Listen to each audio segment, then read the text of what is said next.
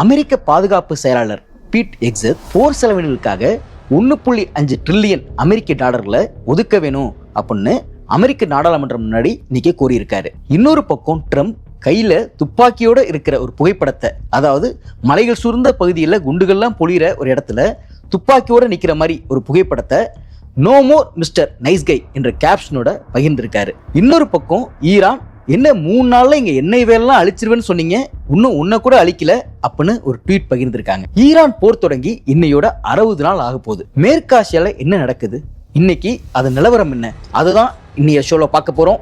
Welcome to the decode show, decode by Niyas. இயற்கையின் தூய்மை, இல்லத்தரசிகளின் நம்பிக்கை. கயல் ஆக்ரோ ஃபுட்ஸ் தரமான மளிகை பொருட்களுக்கு இப்போதே ஆர்டர் செய்யுங்கள். வியட்நாம் யுத்தம் எங்கள் யுத்தம், வியட்நாம் ரத்தம் எங்கள் ரத்தம்.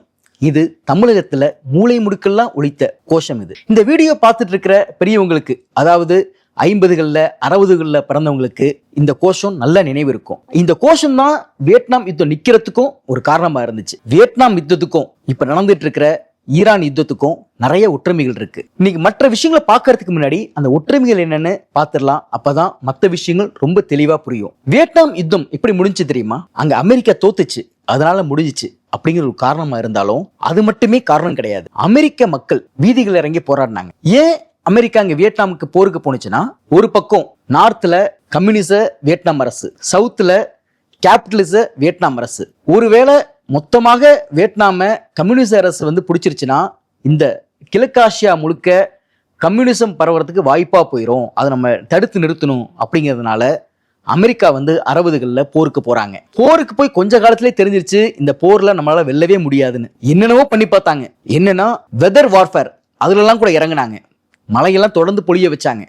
ஆனா அப்படியும் ஹோசிமினை வெற்றி பெற முடியல. அங்க போர் தொடர்ந்துகிட்டே இருக்கு. அதே காலகட்டத்தில் அமெரிக்கா நாட்டில் இந்த போருக்கு எதிரான கோஷங்கள் அதிகரிக்க ஆரம்பிச்சிச்சு.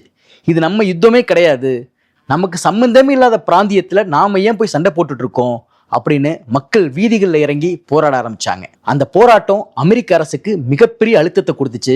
அதனால அமெரிக்க துருப்புகள் அங்கேருந்து பின்வாங்கினாங்க. இப்படிதான் வியட்நாம் யுத்தம் முடிஞ்சிச்சு. வியட்நாம் யுத்தத்துக்காக செலவு செய்யப்பட்ட தொகை எவ்வளவு தெரியுமா?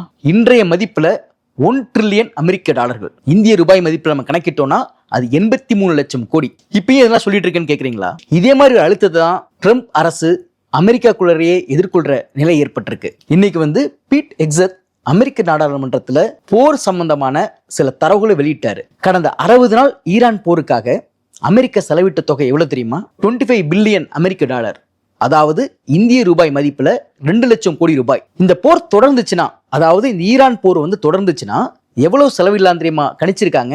வியட்நாம் போர்ல எவ்வளவு தொகை செலவிட்டாங்களோ, அதாவது 1 ட்ரில்லியன் அமெரிக்க டாலர்கள் அமெரிக்கா செலவிட நேரிடலாம்.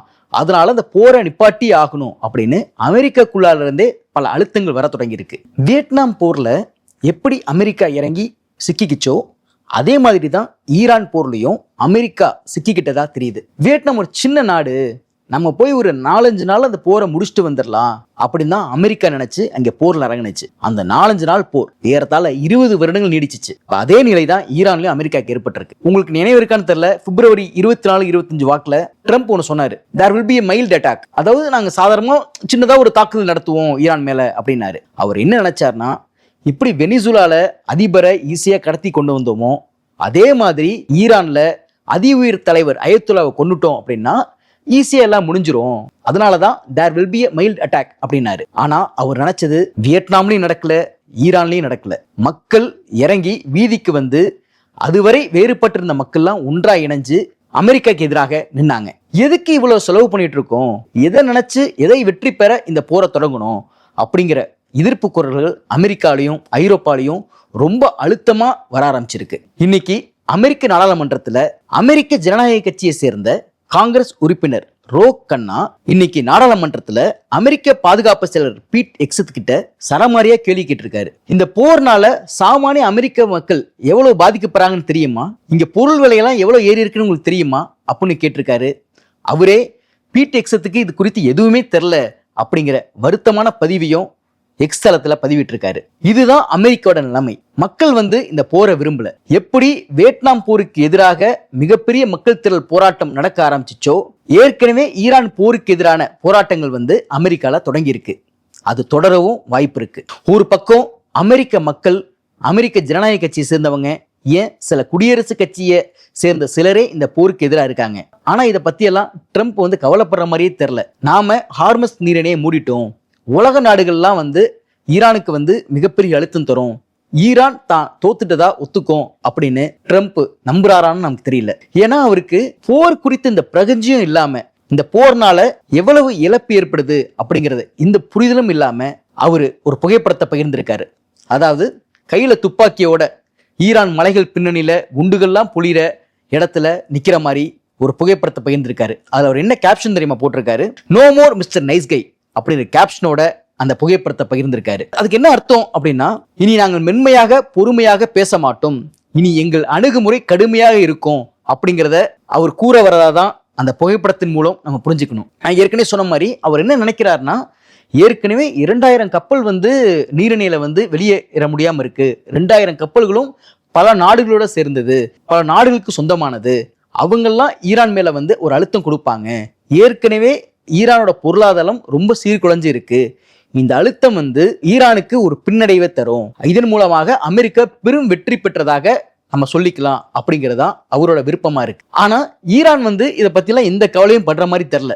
ஈரான் என்ன சொல்லியிருக்குன்னா, ஒரு 3 நாள் ஒப்பந்தத்துல கையெழுத்து இல்லை அப்படின்னா எங்க எண்ணெய் வயல்லாம் அழிச்சிருவேன்னு சொன்னீங்க, இன்னும் ஒரு எண்ணெய் வயலை கூட இவங்க அழிக்கல அப்படின்னு ரொம்ப சர்க்காஸ்டிக்கா ஒரு போஸ்ட்டை வந்து அவங்க பகிர்ந்திருக்காங்க. நான் ஏற்கனவே சொன்ன மாதிரி தான் ட்ரம்ப் என்ன நினைக்கிறாருன்னா, ஈரானை முடக்கிறதுக்கு இந்த நீரிணையை முடக்கினா போதும் அப்படின்னு நினைக்கிறாரு.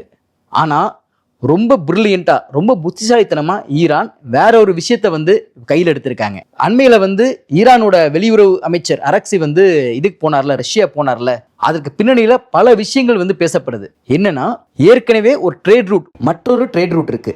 அதாவது காஸ்பியன் கடல் வழியா, காஸ்பியன் கடல் வழியா ரஷ்யா கூட ட்ரேட் வச்சுக்கிற மாதிரி. இப்போ அவங்க என்ன பிளான் பண்ணிருக்காங்கன்னா, international north south transport corridor வழியாக நாம கடல், ரயில், சாலை போக்குவரத்து மூலமா நம்ம ரஷ்யா கூட நம்ம ட்ரேட் வச்சுக்கலாம். நம்மளோட பொருளை ஏற்றுமதி செய்யவும் இறக்குமதி செய்யவும் காஸ்பியன் கடலை பயன்படுத்திக்கலாம். அதுக்காக தான் அரக்சி வந்து ரஷ்யாவுக்கு போய் ஒரு பேச்சுவார்த்தை நடத்தியிருக்காரு. அது ஆல்மோஸ்ட் எல்லாம் முடிஞ்சிருச்சு அப்படின்னு ஒரு தரப்பு சொல்ல ஆரம்பிச்சிருக்காங்க. அப்படி நடந்துச்சுன்னா ஈரானுக்கு பெரிதாக இந்த சேதமும் ஏற்பட போறதில்ல. வழக்கம் போல அவங்களோட ட்ரேட் வந்து மற்றொரு பாதையில வந்து நடக்கும். ஏற்கனவே வந்து பாகிஸ்தான் வந்து பல சாலைகளை வந்து ஈரானுக்காக திறந்து விட்டுருக்கு. அது மூலமாக அவங்க ட்ரேட் வந்து ஏற்கனவே ஆரம்பிச்சிருக்காங்க.